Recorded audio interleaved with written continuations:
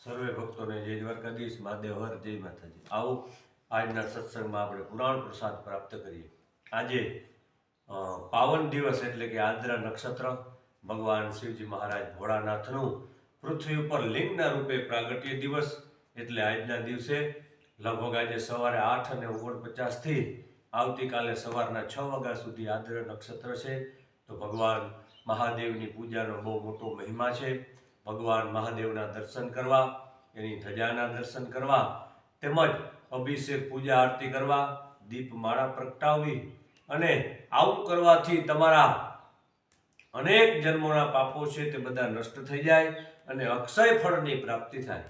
કારણ કે આજનો દિવસ ભગવાન મહાદેવનો પ્રાગટ્ય દિવસ છે એટલે આપણે ત્યાં શિવરાત્રિનો મહાદેવની પૂજાનો બહુ મોટો મહિમા છે। પણ એનાથી પણ અધિક દિવસ એટલે કે આજે આદ્રા નક્ષત્ર ભગવાનનો પ્રાગટ્ય દિવસ।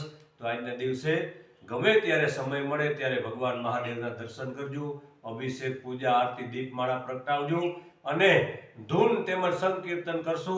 આજના દિવસે અનેક ગણું પુણ્ય પ્રાપ્ત થાય। તો વાલા ભક્તો, જ્યારે પણ સમય મળે આજે ભગવાન મહાદેવ ભોળાનાથની અવશ્ય પૂજા કરજો।